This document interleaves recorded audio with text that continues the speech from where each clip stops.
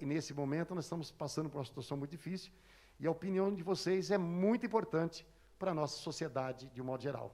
Nós estamos falando para um público muito importante, quem está nos assistindo nesse instante no canal 60.2 ou canal 7 da NET, que está nos assistindo, muito obrigado pela sua companhia. E queria dizer a vocês, nós estamos aqui nesse dia muito preocupados com a nossa cidade, com o nosso estado e com o nosso país. Você é muito importante. Até hoje, nesse momento, a frase é essa: fique em casa se você puder. Furlan. Vereador Antônio Lino, nosso presidente aqui da Associação Comercial, Marcos Zatsuga, nosso professor, sociólogo, Afonso Pola. Eu acredito ser muito importante nós conversarmos, discutirmos e aprender com essa situação. É uma situação muito inusitada, uma situação que essa geração e muitas gerações anteriores à nossa não passou.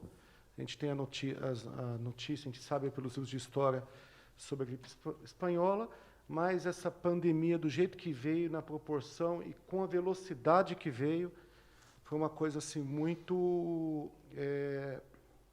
foi uma coisa inédita, né? E estamos dia a dia aprendendo e ouvindo tanto a parte médica, discutindo aqui com os homens públicos, ouvindo também nosso governador, nosso presidente, mas também ouvindo a população e ouvindo o comerciante, principalmente o pequeno comerciante que, na visão particular minha, foi muito prejudicado nessa situação e em todo esse tempo, e tem recorrido a gente de uma forma bastante intensa para que possa estar trabalhando, estar funcionando com o seu comércio para não morrer de fome. Professor, eu gostaria de ouvir as palavras do professor para a gente ouvir depois o presidente da associação, que é o mais interessado nessa conversa toda que nós estamos tendo aqui. Boa noite a todos, boa noite a quem nos acompanha. Eu agradeço muito o convite. Eu acho que essa discussão, esse debate é de extrema importância pelo momento atípico que nós estamos vivendo, por essa situação que acaba sendo um drama para as pessoas, né? Tanto do ponto de vista daqueles comerciantes que não podem funcionar e que dependem do seu comércio para viver, como daqueles trabalhadores que estão perdendo seus empregos e eles precisam do emprego para sobreviver. E, nesse instante, mais do que nunca, é importante que o Estado esteja presente para minimizar esse drama social que, contra a nossa vontade, está sendo produzido, né? Como o Furlan falou, é algo que várias gerações nunca vivenciaram, né?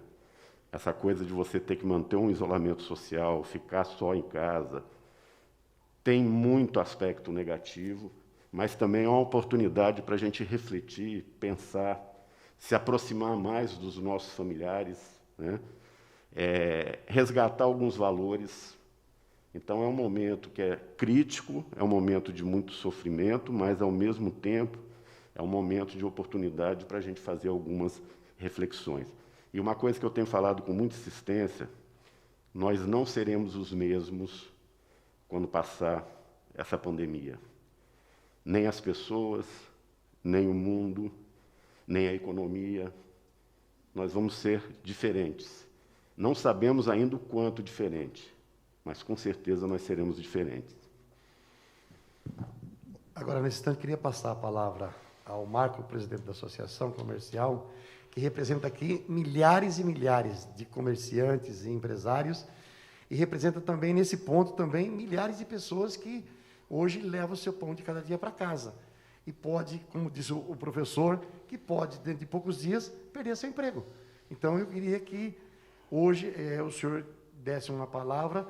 Como é que está a categoria hoje na rua, no dia a dia, na associação comercial? Eu acho que seu telefone não para um minuto. O que vai acontecer amanhã? O que vai acontecer hoje à tarde? O que vai acontecer da semana que vem? Eu acho que é muito cobrado e o que eu gostaria que o senhor fizesse um panorama aí, como é que está a ansiedade hoje dos comerciantes no município de Mogi das Cruzes. Boa noite a todos, boa noite, ouvintes. Obrigado pelo convite, vereador Lino. Boa noite, Furlan. Boa noite, professor Afonso. Realmente o que nós estamos vivendo, como já foi dito aqui na mesa, é uma situação que ninguém passou por isso, né? É uma situação que os comerciantes, os empresários, os nossos consumidores, as nossas famílias, nunca viveu por isso. Então, é uma situação que nós estamos passando. Realmente, o movimento dos empresários não está fácil, né?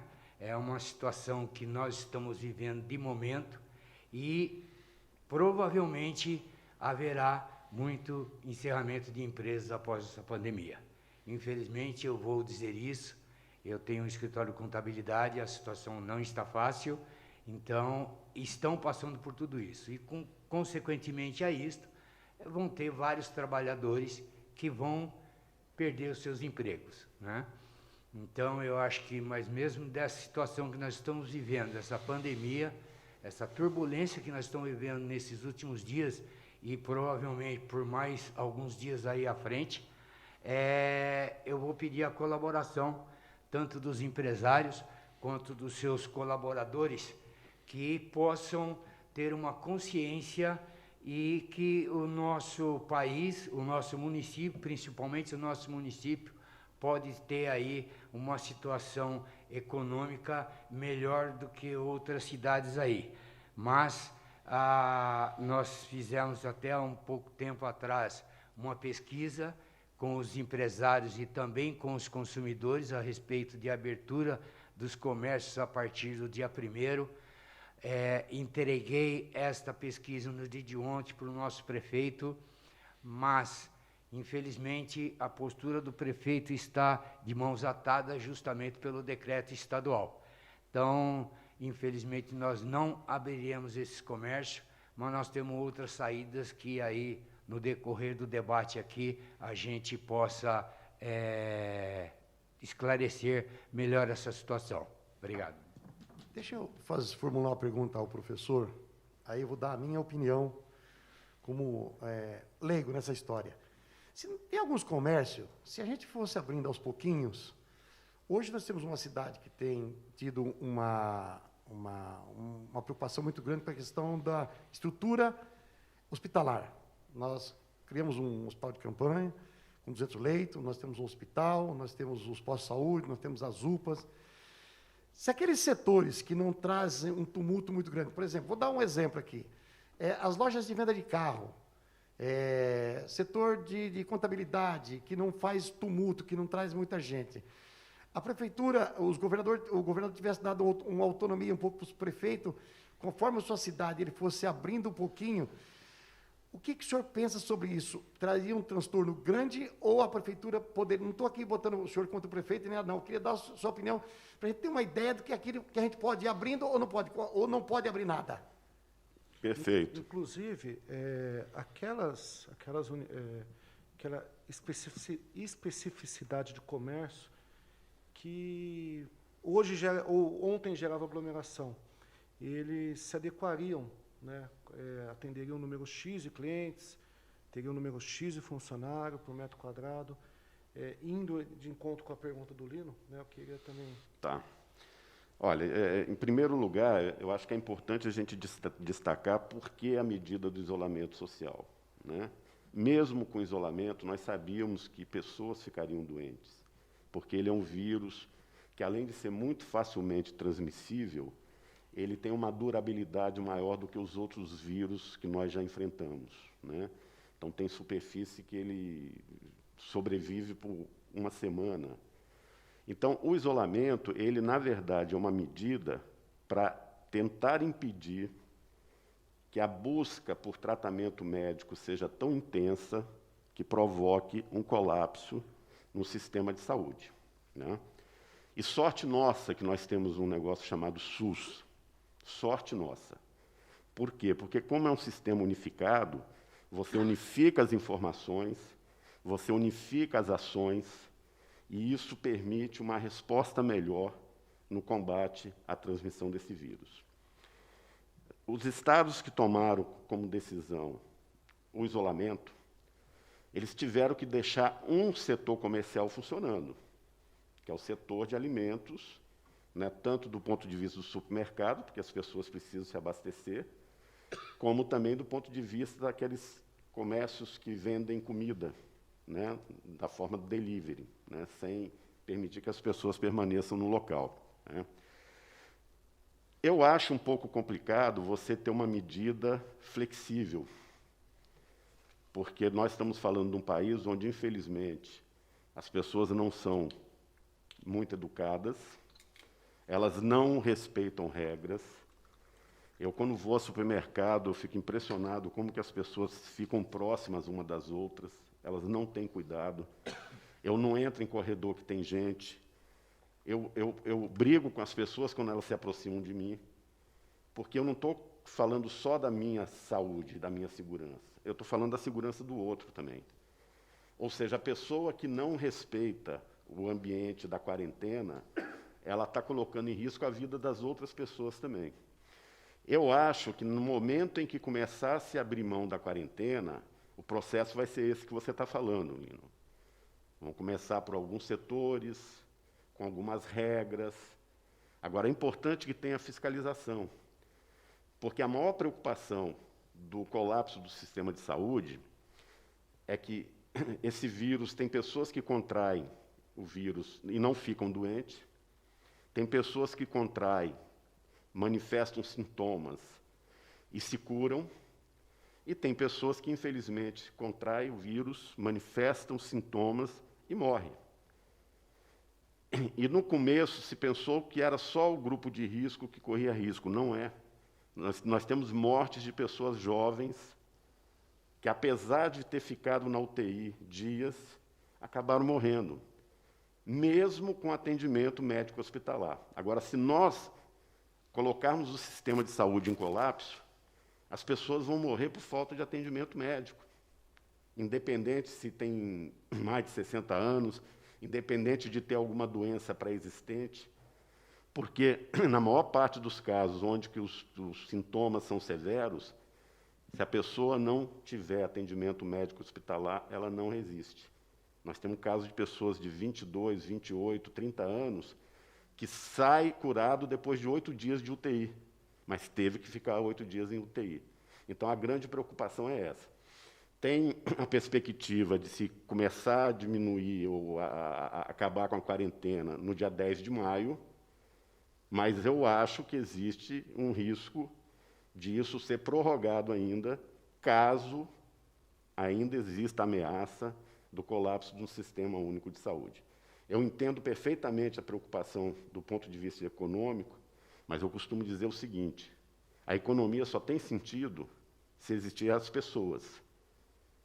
A economia ela não pode estar num plano maior do que a segurança e a vida das pessoas. É uma decisão que é difícil, mas que ela tem que ser enfrentada, não tem outro jeito. O Fulano, quer fazer a pergunta?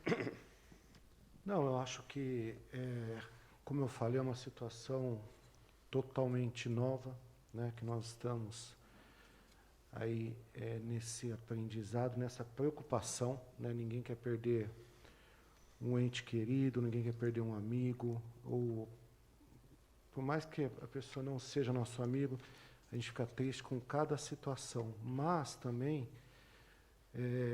eu sinto um pouco, e talvez até por essa situação ser inusitada, não estou culpando ninguém, volto a falar uma coisa muito repentina, mas eu sinto um pouco de injustiças, né? Muitas vezes a gente vê, principalmente o pequeno comerciante, que muitas vezes trabalha ali um mês para sobreviver ao pagamento da sua casa, do seu carro, da sua comida na mesa, ele foi tolhido de uma hora para outra de trabalhar. E muitas vezes ele fala, poxa, mas meu comércio não gera aglomeração, né?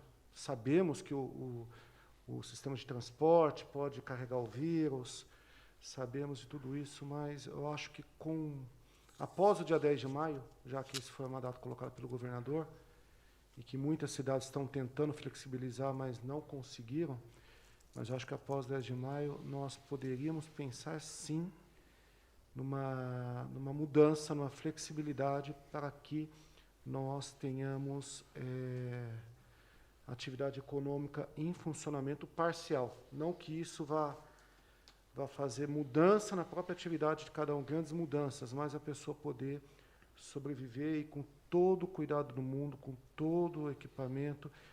O professor Afonso falou da questão que o brasileiro não tem ainda aquela educação, mas a gente vê, pelo menos aqui na cidade, as pessoas na rua de máscara, né? A gente vê 90% das pessoas já andando com a máscara. Isso já é um alento. E o próprio professor falou que essa pandemia vai ser um divisor de águas, na questão de comportamental, em todas as questões. E a gente espera que nós saiamos muito melhores dessa experiência ruim, mas saiamos com vários aprendizados para viver e conviver melhor, tanto no aspecto público como no aspecto privado da iniciativa privada. Deixa eu fazer uma pergunta ao presidente da Associação Comercial da seguinte forma. Presidente, se amanhã, ou depois do dia 10, começa a liberar os setores, a classe empresarial está preparada para fazer essa mudança que vai haver, que o professor acabou de dizer agora, o comportamento, a cultura vai mudar.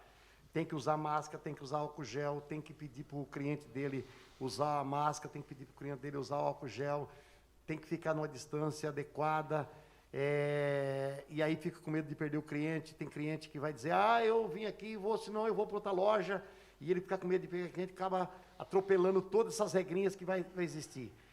Como é que o senhor sente isso no meio comercial? O pessoal está disposto a fazer isso? Ou a dificuldade é muito grande? Realmente, o brasileiro tem que conscientizar após a pandemia que nós estamos passando, né? É uma situação que, como o professor comentou, nós não estamos agindo de acordo com a pandemia, né? Vê alguns consumidores na rua sem máscara, são poucos, como o Furlan falou, a maioria em Mogi está usando, mas eu não sei as outras cidades como é que estão, né? Então, acho que a consciência, acho que tem que ser de todo brasileiro para que nós podemos passar dessa situação. Em relação aos empresários, eu creio que eles estão já se preparando para uma possível reabertura de alguns estabelecimentos em relação a essas recomendações do Ministério da Saúde, onde é o uso de máscara, uso de luvas em alguns estabelecimentos, álcool gel, distância de 2 metros, sem aglomeração dentro do seu estabelecimento. Isso já é uma coisa que a gente vinha trabalhando junto com a prefeitura e junto com os vereadores desta casa, para que nós já pudéssemos já ter essa situação aqui na cidade de Mogi. Mas como o Furlan comentou a respeito, a pandemia irá até o dia 10 de maio, isso já está previsto, não tem como a gente sair desta situação. A partir de 11 de maio, o governador deu uma notícia aí, todos já sabem disso, que ele está fazendo um estudo para cada cidade, vendo o que cada cidade pode fazer a sua abertura do estabelecimento. Dentro desta comissão que o governador montou, está o nosso presidente da FACESP, que é a Federação das Associações Comerciais do Estado de São Paulo. Ele está trabalhando em cima dessa comissão, que é o nosso presidente Alfredo Kutait. Então, ele está com todas as forças que a FACESP está trabalhando para que já pudesse também ter a reabertura a partir do dia 1º de maio, mas também não conseguiu essa situação, e o governador convidou o presidente para fazer parte desta comissão. Então, eu creio que, a partir desse comitê formado dentro do governo do Estado, eu creio que cada cidade vai ter alguma coisa já gradualmente fazendo a abertura do seu estabelecimento a partir de 11 de maio. Mogi das Cruzes, não sei qual estabelecimento poderia ser aberto, mas eu acho que, como eu estava conversando com o Furlan aqui antes da coletiva aqui, em relação à academia, eu acho que poderia ter um agendamento de alunos, né, de hora em hora, eu não sei qual é o tempo de treinamento dentro de uma academia por aluno ou por especialidade do esporte que está executando, mas eu acho que poderia ter aí, sem ter as aglomerações aí feitas. Em relação ao Instituto de Beleza, poderia também ter um agendamento de hora em hora. Eu sei que cabelo de mulher, normalmente o tempo é maior do que um de um homem, né? O homem, você vai lá, corta o cabelo, em 30 minutos o cabelo já está pronto, né? Então, acho que poderia ser agendado também desta forma. Lógico que os consumidores têm que ter a consciência e a responsabilidade e a educação para que todos possam estar prevenidos por isso daí, porque nós todos aqui estamos de máscaras, né? Então, eu acho que isso é um respeito que eu estou tendo com a minha pessoa e com a pessoa de vocês aqui. Então, eu acho que todos os consumidores têm que ter o respeito ao próximo. Eu acho que ao próximo realmente é a nossa responsabilidade e o nosso carinho por essa pessoa. Só aproveitar o gancho, vereador Lino, existe aqui uma associação não formal ainda, né, mas de academias em Mogi, eu faço parte, com quase 80 academias. E nós estamos seguindo o protocolo da ACAD e do Conselho Regional de Educação Física. Porque o profissional de educação física, além de estar empresário com a sua unidade, ele também é um profissional da saúde, né? Então, ele tem os preceitos e as responsabilidades inerentes à profissão dele. Então, são protocolos bem seguros. E lembrando que a academia é saúde, né? A academia, muita gente procura uma academia não só por causa de problemas cardiovasculares, mas também para evitar depressão, para evitar uma série de patologias ou cardiopatias que ela possa cuidar da sua saúde. Vereador Fulano, deixa eu só fazer uma pergunta, depois eu até queria um comentário do professor. Agora eu sou leigo só, assim, academia, as pessoas fazem exercício, soa. Aqui, eu recebi um vídeo, não sei se isso é verdade, mas o suor acaba voando gotícula para longe das pessoas, e as pessoas respirando dentro do mesmo espaço. Qual é a distância, se normal é 1,5 metro dentro da academia que as pessoas estão fazendo exercício, qual é a distância que tem que ficar? Então, uma academia que tem lá 30 alunos tem que cair para quanto? Para 10? Eu acho que é mais ou menos isso. Qual é a ideia? A recomendação dentro desse protocolo, até depois disponibilizo aos senhores, a quem quiser em casa também, a gente pode disponibilizar, a cada 10 metros quadrados, uma pessoa. E exercícios que causam suor, que a gente fala suor a jato, esses exercícios, nesse momento de pandemia, não serão prescritos. Apenas outros tipos de exercício que não vai causar tanto suor, vai causar esse probleminha. Porque a gente ouve na rádio, vê os especialistas, infectologistas falando que até caminhada na rua traz transtorno. Aí eu queria ouvir o professor. Então, o rigor desse isolamento, como eu já falei, tem por objetivo você diminuir o ritmo da transmissão desse vírus, que é um vírus muito agressivo, né? Como o Furlan falou, tem algumas atividades físicas que elas podem ser feitas, que elas são aconselháveis, inclusive ser mantidas pela saúde física e mental das pessoas. Eu comentava antes de começar o programa aqui, eu jogo futebol 3 vezes por semana. Isso me faz uma falta... Tá bem, professor? Pois mas isso me faz uma falta terrível. Então, por exemplo, eu tenho que sair todo dia para caminhar, mas eu faço isso com todo o cuidado possível, andando em ruas que não tem movimento. Se eu vejo pessoa numa calçada, eu atravesso, vou para outra, porque eu estou me cuidando e, ao mesmo tempo, eu também estou preocupado com a saúde do outro. Agora, quando a gente fala na flexibilização desse isolamento, como é que seria o retorno, e aí Mogi é uma cidade muito particular no país. Mogi não é a regra. Mogi é uma cidade muito bem organizada. Mogi tem uma estrutura de atendimento médico compatível com a dimensão da cidade, ou seja, Mogi tem muitos privilégios, né, na forma como que a cidade está organizada. Mas, pelo Brasil afora e pelo estado de São Paulo afora, não é essa a realidade que a gente vê. Você tem muitos municípios no Brasil, mas quase metade dos municípios não tem leito de UTI. Então, você tem pessoas que têm que viajar... Na região, inclusive. 8 horas para conseguir ter um atendimento de médico decente.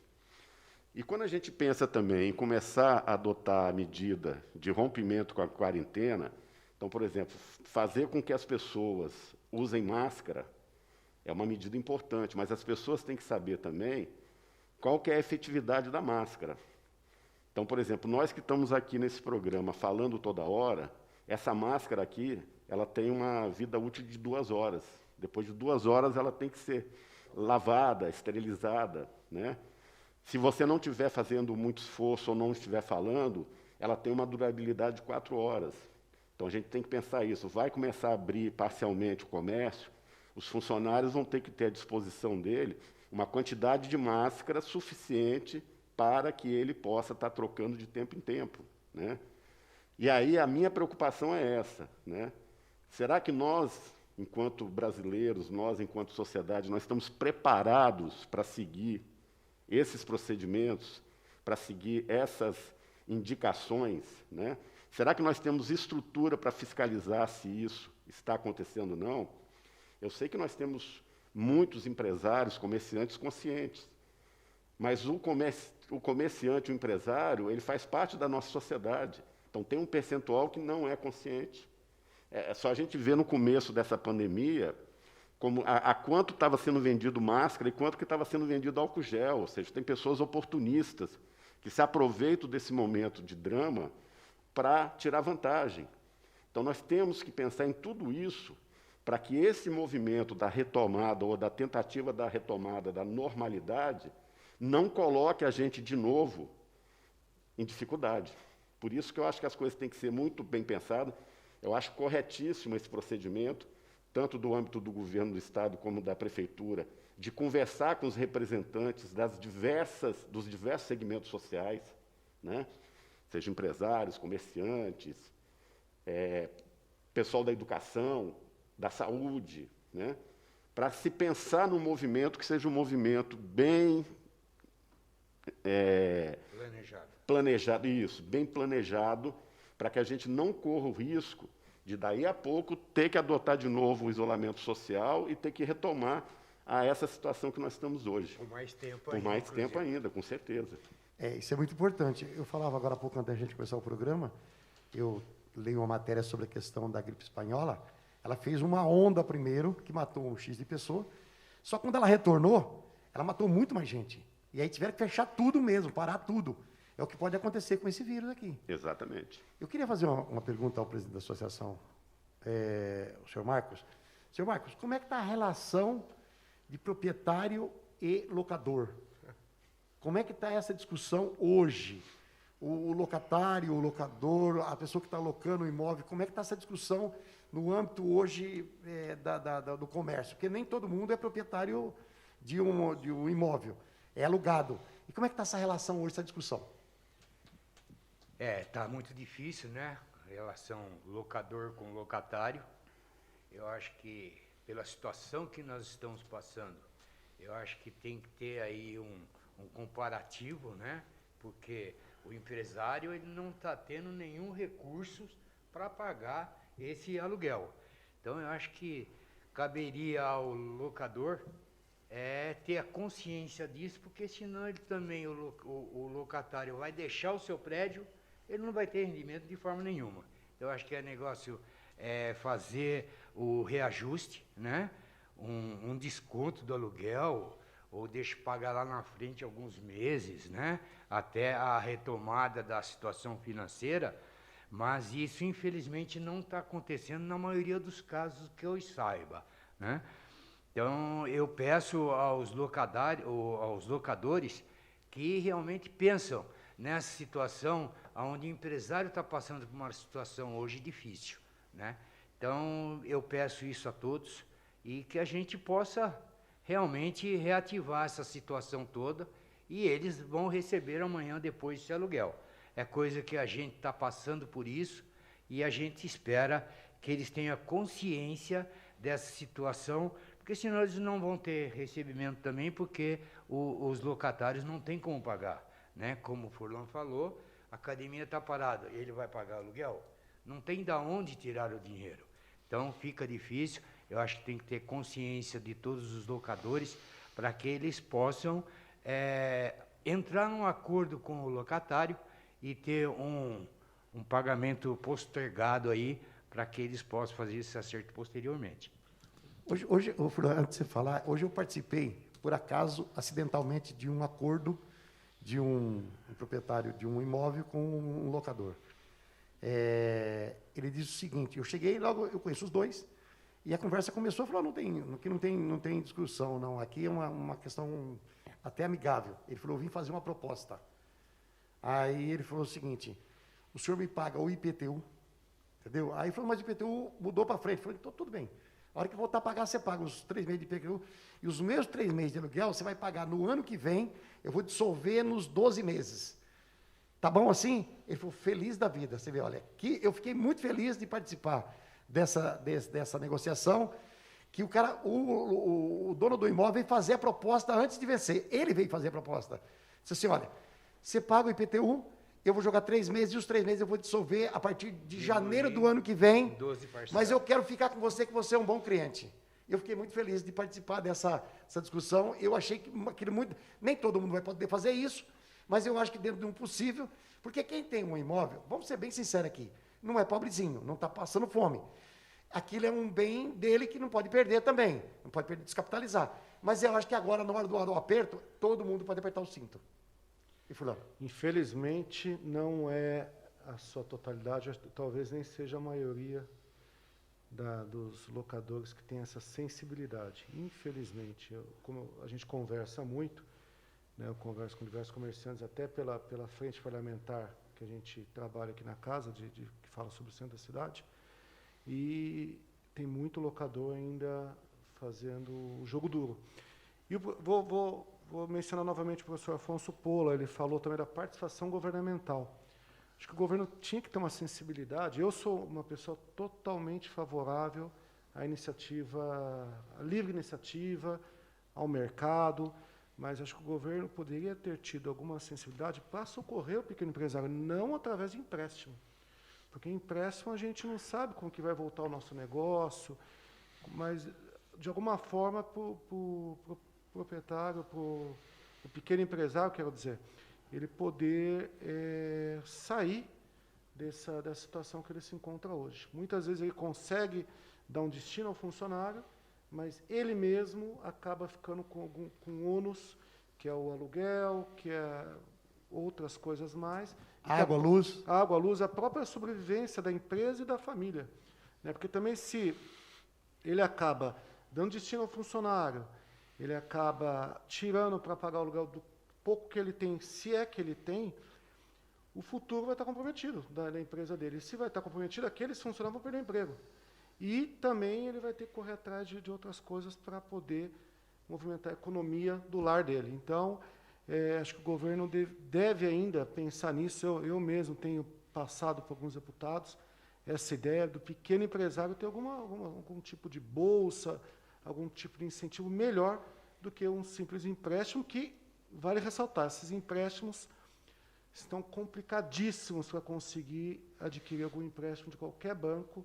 É uma burocracia, muitas vezes tem que deixar o imóvel como garantia para conseguir um empréstimo com juros mais barato. Enfim, o empresário, o pequeno empresário, que é quem movimenta e muito a nossa economia, que é quem movimenta e muito a geração de empregos, está sendo fortemente penalizado por diversos fatores. Professor Paulo? Eu acho que essas preocupações todas elas têm que existir mesmo. Eu acho que o Estado brasileiro ele tinha que se fazer mais presente, e a gente não pode esquecer que, por exemplo, esse benefício de emergência de R$600, a proposta inicial era de ser 200. Foi a Câmara dos Deputados que mudou, né? O Brasil tem reservas, e bastante elevadas as reservas cambiais brasileiras. poderia estar sendo utilizada de forma mais ostensiva para socorrer esse pequeno comerciante, para socorrer o médio empresário que está em dificuldade. Você pode adiar o pagamento de uma série de coisas e estão começando a ser adiadas, né? O Banco Central publicou uma norma pedindo que os bancos que ofereceram empréstimo consignados fiquem 4 meses sem cobrar a parcela do aposentado, porque quando a gente começar a sair do isolamento, o funcionamento da economia vai depender dos consumidores. E nós temos que manter as pessoas com capacidade de consumo. Nós estamos numa crise econômica no Brasil há pelo menos 5 anos. E a maior dificuldade da retomada da economia ou do ritmo de crescimento é justamente porque as pessoas não têm capacidade de consumo. E não existe milagre. Não existe milagre. Se você não tiver distribuição de renda nesse país, esse país não volta a crescer como que ele precisa crescer. As pessoas precisam aumentar o seu poder de compra. E nós estamos num caminho inverso, as pessoas estão empobrecendo. Antes da pandemia, e agora com a pandemia num ritmo ainda mais forte. Nós vivemos num país que é muito desigual. Nós vivemos num país que tem muita gente pobre e tem muito miserável. E, ao mesmo tempo, você tem 203 bilionários que, sozinhos, têm uma riqueza equivalente à metade mais pobre da população. Isso é insustentável. Uma das coisas diferentes que nós vamos ter quando sairmos disso é essa visão econômica que perdurou durante a segunda metade do século passado e o início desse século, né? Da intensificação da concentração de riqueza. Isso não é um fenômeno só brasileiro, é um fenômeno mundial. Mas, no Brasil, é um fenômeno mais profundo. Eu costumo sempre usar como exemplo, quando o Eike Batista teve aquela crise lá, que numa semana ele perdeu 4,5 bilhões de dólares, e foi publicada uma foto dele sorrindo, porque o 4,5 bilhões de dólares era apenas uma parte do que ele tinha. Eu escrevi um artigo no jornal Mogi News dizendo o seguinte: enquanto um homem perdeu 4,5 bilhões de dólares numa semana, e ainda assim se mantinha rindo, nós temos a Somália, que é um país com 8 milhões de habitantes, que o PIB dela é 9 bilhões de dólares. Ou seja, um homem sozinho, ele tem a metade de um PIB de um país inteiro, que ele perde numa semana e isso não lhe faz falta. Isso é insustentável. Então, uma das coisas que provavelmente vai ser diferente quando nós passarmos por todo esse terremoto que nós estamos vivendo é a forma das pessoas encararem a economia. E qual o papel de cada Estado nisso? Né? Ainda bem que o Estado brasileiro ainda não se tornou mínimo, porque ele pode intervir nisso, ele pode ter força para tomar as decisões que vão salvar as pessoas e, num segundo momento, a economia. Senhor Marcos, deixa eu fazer uma pergunta. Como é que está o comércio hoje de delivery? Ele cresceu muito, as pessoas estão conseguindo ganhar dinheiro. Quem tinha um restaurante que tinha um faturamento X, hoje ele está faturando o quê? 10%, 15%? Está conseguindo manter pelo menos o aluguel, algum funcionário? O delivery cresceu em que proporção nesse sentido e qual foi a criatividade dos comerciantes? Em relação ao delivery, realmente cresceu no nosso município, né? Em todas as atividades aí, mas o que realmente está na linha do delivery é mais a parte de restaurante, que já tinha o iFood, né? O seu próprio motoqueiro ali para fazer a entrega do lanche ou da comida. Então, nos aspectos dos comerciantes que não trabalhavam em questão de delivery, como por roupa, calçados, outras atividades aí, teve que se adaptar a essa nova situação. Então, os empresários, infelizmente, têm que gerar nessa rede social que nós estamos vendo hoje. Facebook, Instagram, né? Algumas plataformas aí que eles possam ter o seu movimento aí para tentar sair dessa situação porque eles estão vivendo para pagar o seu funcionário, ou o seu aluguel, né, ou os impostos que estão vencendo. O professor falou em questão do adiamento aí de algumas parcelas. Realmente o governo ajudou alguns, principalmente os pequenos empresários aí que estão no Simples Nacional, as parcelas do DAS, que vai vencer só em outubro, novembro e dezembro. Mas nós não podemos esquecer que no mês de outubro, que vai vencer a parcela de abril, está vencendo no mês de setembro, vão ser 2 parcelas. Isso. Né? O de novembro, que é de maio, vai acontecer a mesma coisa, e dezembro assim sucessivamente. Então eu acho que o governo deveria dar uma isenção desse imposto, não uma prorrogação de prazo, né? O governo poderia ter, como o Furlan comentou, dele ter uma estimativa de acordo com o faturamento da empresa, ele dá uma porcentagem para essa empresa em questão de um empréstimo, qualquer coisa, diluir lá na frente, após a volta de todo esse trâmite que nós estamos passando, e dar uma isenção mais alguns meses para que ele possa retomar esse empréstimo. O Furlan também comentou em relação aos empréstimos que estão tendo aí, que seria o Banco do Povo, o Desenvolve São Paulo, as agências bancárias, né? Lógico que as agências bancárias, cada um no seu aspecto em taxa de juros, taxa de crédito, né? E são as burocracias, né? Hoje você vai pegar um empréstimo no banco, a primeira coisa que ele pede, o que quer? A CND, né? Qual comércio que hoje vai tirar a CND? Nenhuma. Então tem que ter uma flexibilização, inclusive na reunião na prefeitura, estavam os gerentes bancários lá, nós pedimos isso a ele, eu pedi isso a ele, porque é impossível uma empresa hoje ter uma linha de crédito bancária aí de um pagamento, de folha de pagamento, que era o que eles estavam dando, e pedir uma CND. É um absurdo, né? O Desenvolve São Paulo também tem as suas burocracias aí em relação a alguns documentos, o Banco do Povo também tem, o Banco do Povo ele dá uma carência de 90 dias para você pagar, em até 36 meses, é uma taxa boa, mas eu acho que a burocracia está sendo muito grande nessa altura do acontecimento, e o empresário não está com cabeça de tirar esse dinheiro hoje. Até porque ele não sabe como é que vai ser o comportamento Se da lá empresa na frente dele. a empresa dele vai ter o seu faturamento para cumprir essas obrigações, né? Para o nome dele não ficar negativado, né? Então é uma situação difícil que nós estamos passando. Eu acho que todo mundo nessa hora, um a outro, nós temos que dar nossas mãos. Cada um, o governo federal, estadual e municipal, tem que ter a sua percepção de ajudar hoje o empresário e também ao consumidor, né? Porque o consumidor tem o IPTU para pagar, né? O empresário tem o seu ISS, tem a taxa de licença e também tem o IPTU. Então, eu acho que nós deveríamos pensar um pouco ao empresário para que ele saia da situação, porque no retorno vai ser muito difícil. Professor Paulo, vamos falar da instituição governo. Hoje, o prefeito da cidade está numa situação assim, eu falei isso antes. Se ele fizer a abertura, ele está errado. Se ele deixar meia abertura, ele está errado. Se ele fechar tudo, ele está errado. Aonde que ele vai acertar?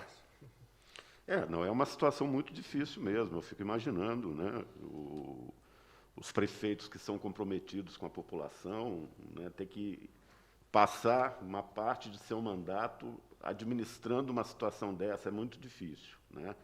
Até porque, como eu falei no início, por mais que a gente saiba que os municípios são diferentes, estão estruturados de forma diferente, têm sistemas hospitalares com capacidades diferentes, mas quando o governador ele baixa um decreto, ele tem que baixar um decreto para todos. Ele não pode ficar fazendo decretos por municípios, né?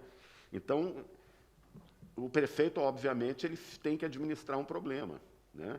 E é um problema sério, porque óbvio que todo mundo gostaria que não houvesse esse isolamento. Eu adoraria estar jogando meu futebol 3 vezes por semana, estou louco para que isso aconteça de novo.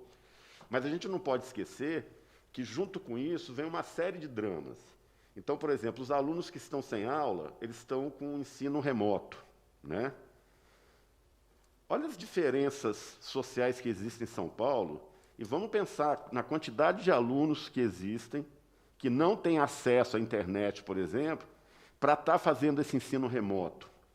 Quando voltarem às aulas, esses alunos vão estar em situação diferente, desnivelados, entendeu? Só aproveitando que você está falando, eu estou com esse dado na cabeça que o governador, o secretário de Educação estava falando em São Paulo hoje. É 1 milhão de alunos da capital de São Paulo. 200 mil alunos não têm acesso à internet. Exatamente. Quando o vereador me informou que a TV Câmara ela vai disponibilizar, acompanhar o ensino remoto, isso é uma boa medida, porque para aqueles alunos que não têm acesso à internet, mas têm acesso à televisão, eles podem estar fazendo o seu acompanhamento, né? Então, nós temos uma série de situações que são difíceis, né? Quando você falou aí da questão do locador e o locatário, né?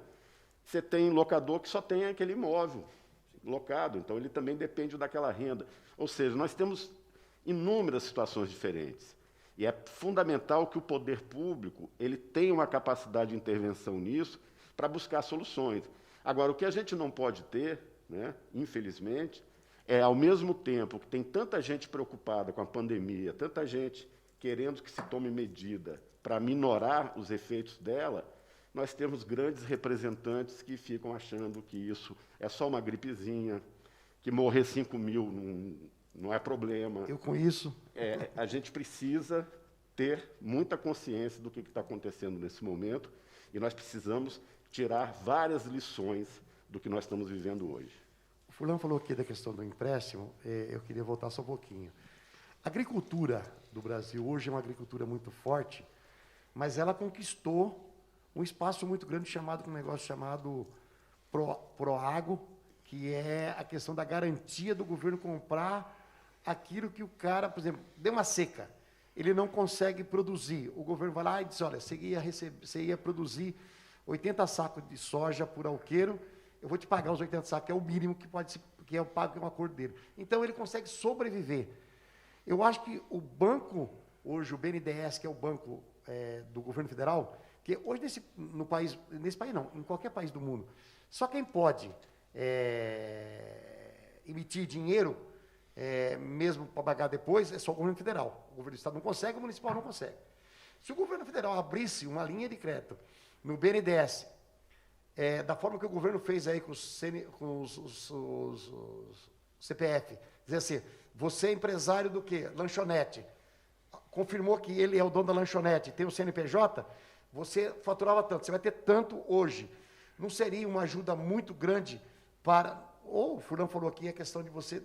Foi o Marco diz assim, você fazer uma doação ou fazer uma isenção, mesmo que você fale assim, você vai pagar daqui o ano que vem, começa dentro do seu CNPJ. Era uma saída, eu acho que é uma saída para os pequenos, porque nós estamos falando hoje da grande indústria, nós estamos falando do médio, mas o pequenininho que está com a porta fechada, até hoje ninguém falou dele. Esse ninguém falou dele ainda. Todo mundo falou de quem já está trabalhando, no supermercado, falar disso, falar daquilo. Eu quero saber daquele que está com a porta fechada. Como é que nós vamos salvar esse cara? Então, eu acho que é bom a gente lembrar de uma coisa, né? O pequeno e o médio empresário, ele além de ser um grande gerador de emprego, de movimentar a economia, ele é um cumpridor das suas obrigações, porque não tem refis para pequeno e médio empresário, tem refis para os grandes empresários, Sim, que não recolhem aquilo que tem que recolher, algumas vezes descontam do trabalhador e não repassam ao governo, depois pressionam os seus representantes lá em Brasília a aprovar um refis, tirando juros, com prazos imensos de pagamento, que não são cumpridos de novo e que depois tem um novo refis. Ou seja, nós precisamos ajustar o país para que ele funcione de uma forma mais justa e mais solidária, né? Então, é impossível você continuar vivendo num país onde que poucos privilegiados têm muitos privilégios e aqueles que precisam, aqueles que sustentam o funcionamento do país e da economia, acabam não tendo a atenção que deveria ser dada. Então, isso é fundamental. Você ter um planejamento que permita você, ao mesmo tempo que você vai saindo dessa condição de isolamento, você vai aquecendo de novo a economia para que os empresários pequenos e médios principalmente, que passaram por toda essa dificuldade, eles possam ir retomando sua atividade sem o risco de falir. Porque o problema não é só durante a pandemia, é no momento da volta, qual é a capacidade que a economia vai ter de reação. E isso o governo tem que estar atento, porque é o governo que pode fazer alguma coisa em relação a isso. Eu falei agora há pouco, no início desse governo, nós tínhamos 370 bilhões de dólares em reservas. Foram consumidos aí cerca de 40 antes da pandemia.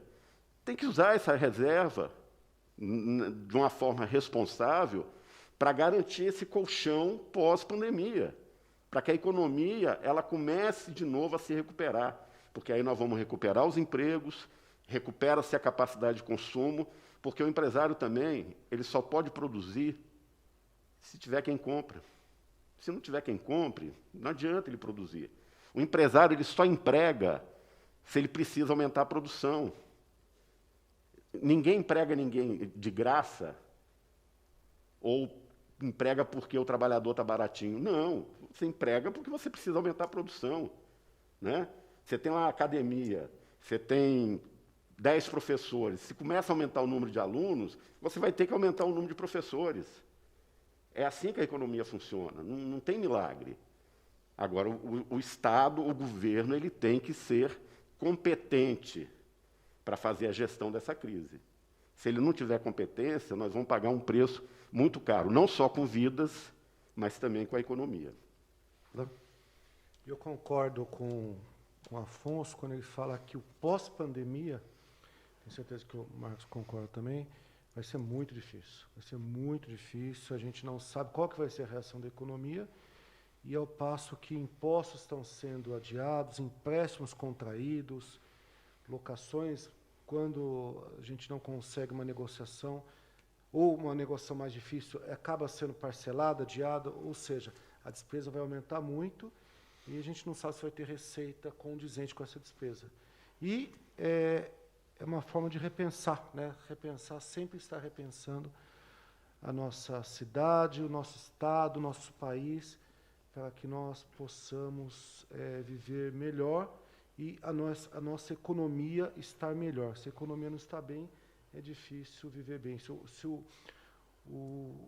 A dona de casa, se a família não tem comida na mesa, como vai viver bem? Né? Com que cabeça, com que saúde a pessoa vai viver bem? Então, a gente tem que repensar muito, talvez nesse período, né? Até por estarmos aí em quarentena, repensar, aprender com a situação e fazer desse país um país melhor. Eu acho que da minha posição é assim, eu acho que o governo federal, na linha que o professor falou, que o Marcos falou, que o Furlan falou, é assim, se o governo jogar bem claro, dizer assim, eu estou pegando 300 bilhões, Petrobras, Banco do Brasil, Caixa Econômica, vou abrir um crédito, o Brasil vai se endividar em 300 bilhões para a gente socorrer os pequenos, para socorrer a economia, para a gente voltar a crescer. Eu acho que o povo brasileiro pagava isso com o maior carinho. Porque eles já estão pagando uma conta que tiraram da Petrobras, que tiraram do BNDES, que tiraram bilhões e bilhões, foi o bolso de meia dúzia de pessoas. Se quando esse dinheiro que nós estamos pegando, o governo dizer, olha, eu estou tirando esse dinheiro aqui, essa dívida é para fazer isso para a sociedade, eu acho que não tem um brasileiro que não vai ajudar. Eu acho que nós vamos voltar lá na época do Getúlio Vargas, não sei na época que foi lá que se dá um ouro para o Brasil, para criar a Petrobras, foi na época, foi do Getúlio, que se fez isso, e o povo ajudou.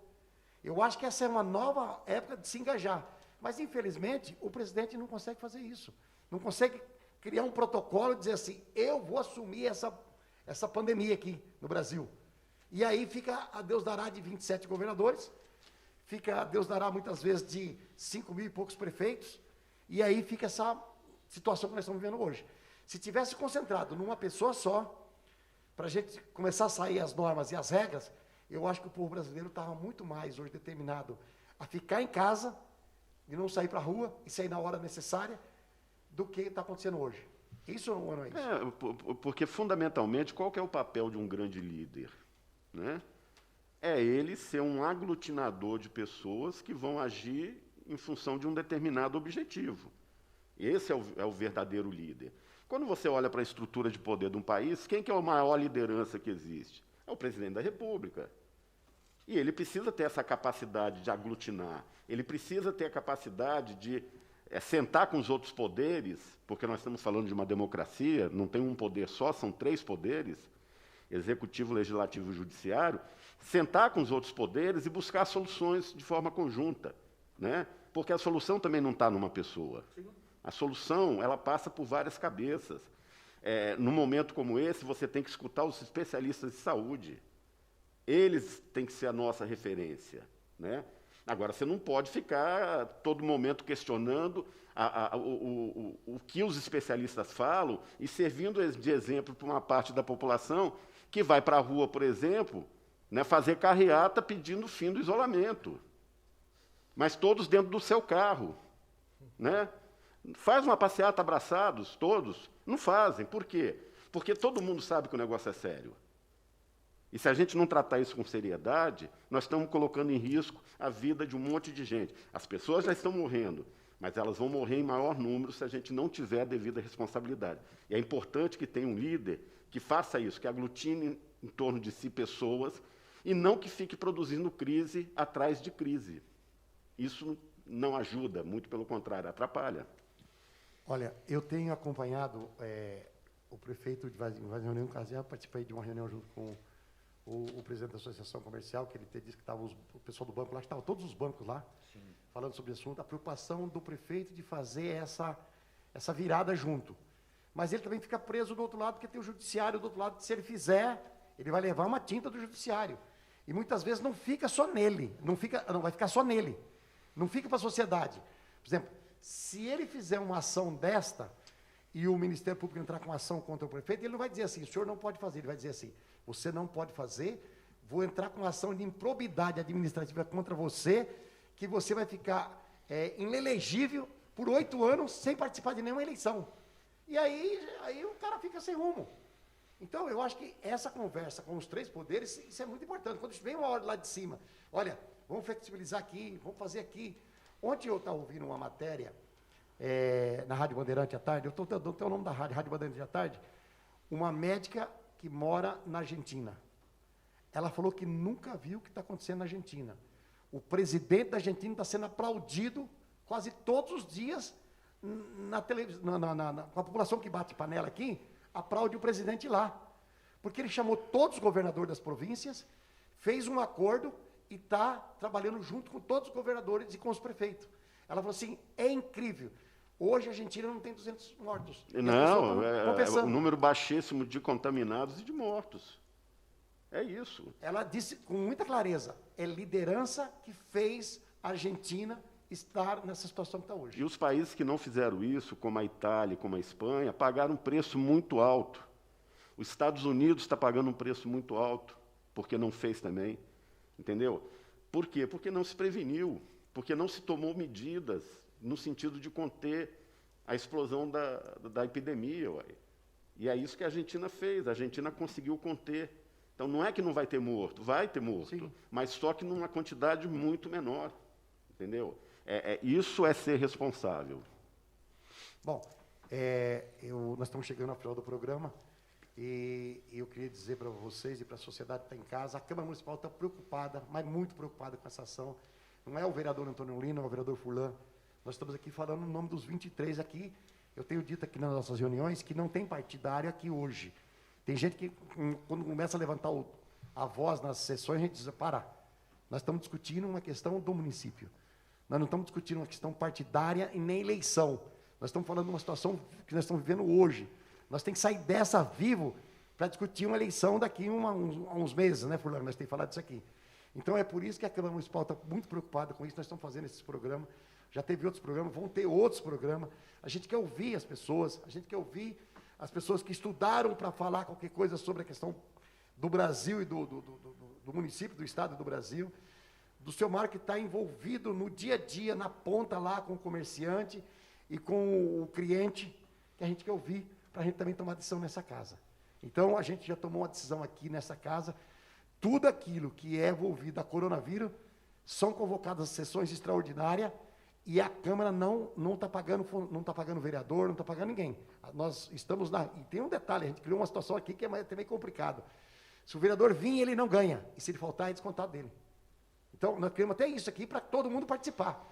Ontem nós fizemos sessão, parte presencial e parte online, que nós vamos continuar fazendo. A semana que vem nós estamos já trabalhando. Todos os gabinetes estão trabalhando, todas as pessoas estão aqui envolvidas para dar uma atenção à nossa população. Essa é a nossa função, é o que nós estamos fazendo aqui. Eu queria abrir o microfone aqui do professor para ele fazer as considerações finais, depois o presidente da associação, depois o Furlan, depois eu termino nosso programa.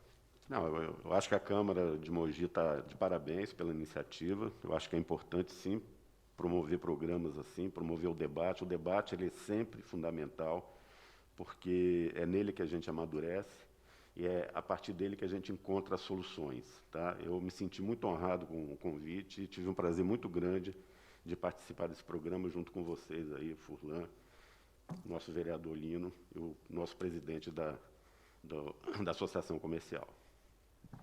Marco. Bom, obrigado mais uma vez pelo convite. É um conhecimento a mais que a gente leva com esses debates.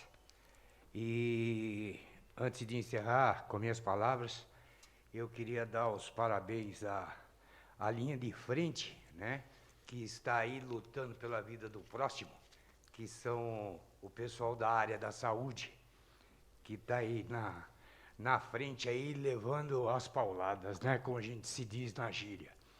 Mas parabéns a todos, parabéns a esta casa por esse debate, e que todos fiquem com Deus, e hashtag fiquem em casa. Boa noite a todos. Furlan.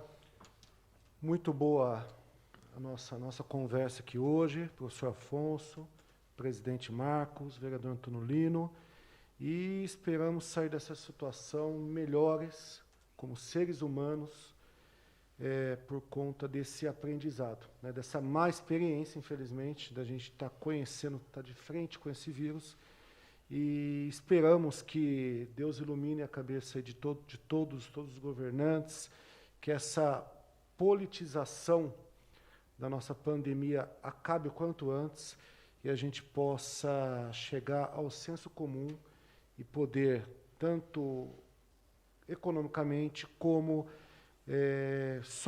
sobreviver e viver a essa situação, e que tenhamos o menor prejuízo possível. O menor prejuízo que eu falo é na questão de óbitos, na questão de doentes, que a gente consiga sair desse problema melhor do que entramos. Bom, nós estamos encerrando mais um Câmara em Debate. Hoje, coronavírus especial, nós vamos fazer outros programas. Depois a gente quer fazer um programa com vocês. Já quero convidá-lo para passar essa pandemia, para a gente fazer como é que a gente viveu e o que a gente vai começar a fazer para frente. Perfeito. Eu acho que vai ser degrau por degrau, não tem como você fazer uma subida só.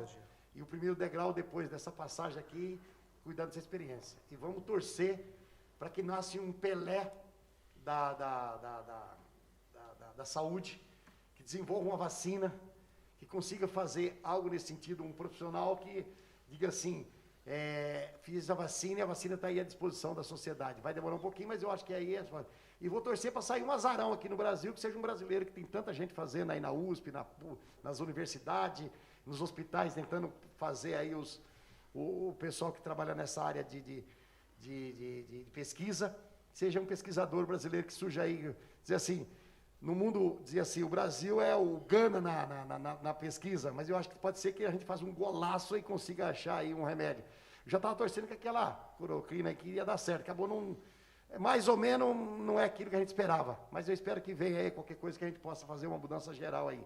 Mas eu queria agradecer ao professor Afonso pelas suas palavras, por estar aqui. Eu espero que o senhor daqui uns dias volte a fazer suas peladinhas, que isso é importante. O Com Furlan certeza. consegue fazer aí a reabertura, né? A gente consegue fazer um trabalho, a gente continua trabalhando aqui. E o presidente da Associação Marcos, que esfria a cabeça, vai ser uma luta danada, vai ser uma cobração danada. Eu acho que isso aí vai ser uma luta e eu acho que a gente tem que sair junto. Não tem o senhor diz assim, não vai ser uma pessoa, não é uma pessoa, uma cabeça só. Todo mundo junto e a gente consegue sair. Eu quero deixar aqui e agradecer ao presidente da Câmara, o vereador Sadal Sakai, que é o nosso presidente, é o nosso líder nessa casa, que deu a oportunidade de estarmos aqui, a todos os vereadores que estão nos acompanhando e o senhor que está em casa. Muito obrigado. Nós estamos juntos, mas o lema é esse: fique em casa se você puder. Agora, se você não puder e for trabalhar, faça tudo o que você pode fazer para manter o próximo vivo e a sua família também quando você chegar em casa. Porque, para mim, chegar na minha casa é uma novela. Eu tenho que tirar o sapato, lavar o sapato, trocar de roupa, tomar o banho, para depois falar um oi de longe até para minha mulher. Então, faço o mesmo, porque a sua determinação é a nossa vida no dia a dia. Boa noite a todos.